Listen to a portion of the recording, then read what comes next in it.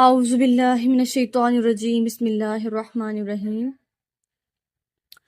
قال اللہ تبارک وتعالی فی القرآن المجید وفی شان الحبیب ان اللہ وملائکتہ یصلون علی النبی یا ایہا الذین آمنوا صلوا علیہ وسلموا تسلیما ربی یسر ولا تعسر وتمم بالخیر وبک نستعین اللہم لا سہل الا ما جعلته سہلا صدقہ النبی الکریم ربی یسر ولا تعسر وتمم بالخیر وبک نستعین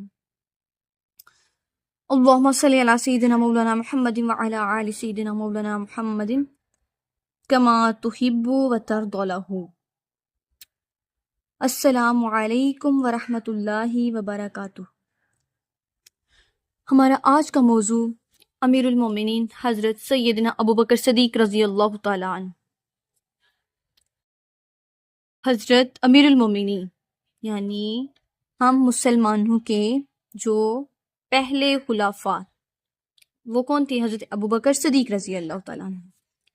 جی ان کے متعلق قرآن مجید میں، قرآن و حدیث میں ان کی کیا فضیلت بیان ہوئی، نبی کریم صلی اللہ علیہ وآلہ وسلم کے ساتھ ان کا رشتہ مبارک، ان کا جو تعلق تھا وہ کس طرح کا تھا، اور نبی کریم صلی اللہ علیہ وسلم سے ان کی محبت، ان کی الفت، ان کی فضیلت کے متعلق قرآن حدیث میں کیا بیان فرمایا۔ امیر المومنین حضرت سیدنا ابوبکر صدیق رضی اللہ تعالیٰ عنہ وہ صحابی ہیں جنہوں نے سب سے پہلے تاجدار رسالت کی تصدیق کی۔ تاجدار رسالت یعنی نبی کریم صلی اللہ علیہ وآلہ وسلم کی سب سے پہلے تصدیق کی۔ بارگاہ نبوت صلی اللہ علیہ وآلہ وسلم سے عتیق کا قلب پایا، عتیق کا لقب پایا۔ عتیق یعنی عتیق ان کا لقب تھا، حضرت ابوبکر صدیق رضی اللہ تعالیٰ عنہ کا۔ توفیق الہی کی تائید انہیں حاصل رہی، یعنی اللہ تعالیٰ کا ان پہ خاص فضل تھا، اللہ تعالیٰ کی طرف سے توفیق کی خاص مدد، یعنی اللہ تعالیٰ کی طرف سے ان کی مدد عطا ہوتی تھی، رب تعالیٰ کی طرف سے۔ سفر و حضر میں نبی کریم صلی اللہ علیہ وآلہ وسلم کے رفیق رہے، یعنی ساتھی رہے، اور زندگی کے ہر موڑ پر حضور نبی کریم صلی اللہ علیہ وسلم کے مخلص دوست، اور بعد وصال بھی روزہ انور اور بعد وصالت، یعنی ان کی زندگی پہ بھی ہر موڑ میں نبی کریم صلی اللہ علیہ وسلم کے ساتھ ان کا مخلصاً انداز تھا، ان کا تعلق تھا، اور بعد وصال بھی نبی کریم صلی اللہ علیہ وسلم کی وصال کے بعد بھی روزہ انور میں آپ صلی اللہ علیہ وسلم کے ساتھ آرام فرما رہے ہیں۔ اللہ تعالیٰ نے نبی کریم صلی اللہ علیہ وسلم کا، آپ رضی اللہ تعالیٰ عنہ کا قرآن مجید میں فخر کے ساتھ ذکر فرمایا ہے۔ کتنے خوش نصیب ہیں وہ کہ جن کا ذکر رب تعالیٰ اپنے محبوب کے کلام کے ساتھ فرما رہا ہے۔ جہاں پہ اپنے محبوب کا ذکر ہوا وہاں پہ حضرت ابوبکر صدیق کا ذکر فرمایا جا رہا ہے، جس کی وجہ سے آپ رضی اللہ تعالیٰ عنہ تمام چنے ہوئے لوگوں سے بڑھ گئے، تمام چنے ہوئے کہ رب تعالیٰ کے نزدیک جتنے بھی لوگ افضل تھے نا، آپ سب سے بلند رتبہ پا گئے، لوگوں سے بڑھ گئے، اور رہتی دنیا تک آپ کی بزرگی اور شرف باقی رہے گا۔ اتنا نبی کریم صلی اللہ علیہ وسلم کے ساتھ اتنی وفا کی، اتنا محبت، اتنا اپنا مخلصانہ تعلق تھا ان کا کہ جتنے بھی رب کی نظر میں پیارے تھے نا، سب سے آگے بڑھ گئے، اور رب نے خاص ان کو طفیل عطا فرمایا کہ رہتی جتنی تا قیامت زندگی دنیا باقی ہے اس میں آپ کی بزرگی اور شرف باقی رہے گا۔ کوئی صاحب طاقت و بصارت آپ رضی اللہ تعالیٰ عنہ کے بلند رتبے تک نہیں پہنچ سکتا۔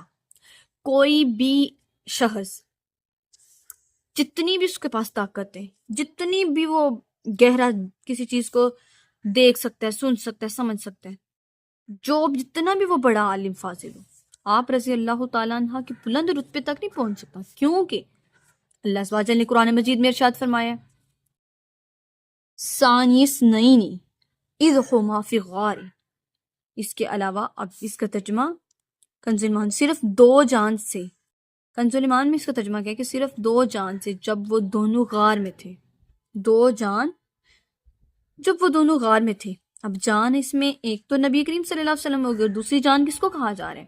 حضرت ابوبکر صدیق رضی اللہ تعالی عنہ کو۔ جی اس کی متعلق آیات کریمہ کیا ہے؟ آیت کریمہ ہم نے پڑھ لی، ترجمہ اس کی تفصیل۔ اس کے علاوہ بہت سی آیات و حدیث آپ کے بارے میں اللہ تعالیٰ کی شان میں وارد ہوئی ہیں، آپ رضی اللہ تعالیٰ عنہ کی شان میں وارد ہوئی ہیں جن میں روزے روشن کی طرح واضح ہے، یعنی بالکل واضح اس میں کہ آپ رضی اللہ تعالیٰ عنہ صاحب فضل سے زیادہ فضیلت والے، یعنی حضرت ابوبکر صدیق سے زیادہ فضیلت والے اور ہر قابل سے برتری لے جانے والے ہیں۔ کون؟ یعنی حضرت ابوبکر صدیق۔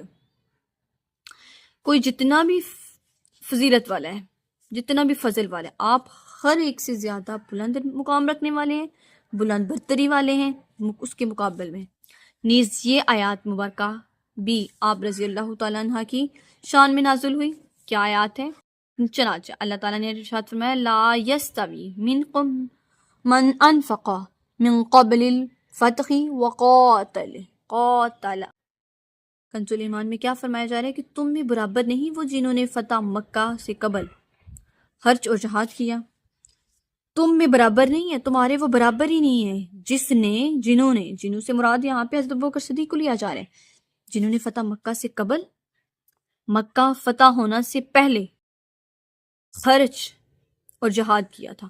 اپنا جب نبی کریم صلی اللہ علیہ وسلم کو ان کی ضرورت پڑی، آپ نے اپنی ضرورت کا تمام سامان بارگاہ نبوت میں پیش کر دیا، اور اپنی یہاں تک کہ اپنی جان تک کو بھی نبی کریم صلی اللہ علیہ وسلم کی بارگاہ میں جو ہے ہدیہ کیا، اور فرمایا کہ جب فتح مکہ سے پہلے اپنا سب کچھ، گھر کا ضرورت کا سامان، مال اسباب، جو کچھ بھی تھا، جتنا مال و غنیمت آپ کے پاس تھا، آپ نے سب اللہ کی راہ میں نظر کر دیا، اور جہاد بھی کیا، اپنی جان کی بھی پرواہ نہ کی کہ اگر یہ جان ہے تو یہ بھی اس رب کی رضا میں اور نبی کریم صلی اللہ علیہ وسلم کی رضا میں جائے۔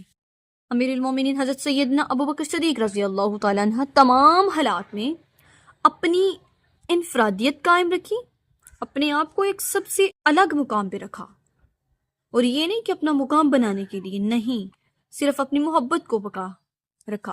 اور جب آپ رضی اللہ تعالیٰ عنہ کو حضور نبی کریم صلی اللہ علیہ وسلم نے اسلام کی دعوت دی تو آپ رضی اللہ تعالیٰ عنہ نے فوراً اسے قبول کر لیا، اور مال و عزت حتیٰ کہ ہر چیز راہ خدا میں قربان کر دی، توحید الہی کو قائم رکھا،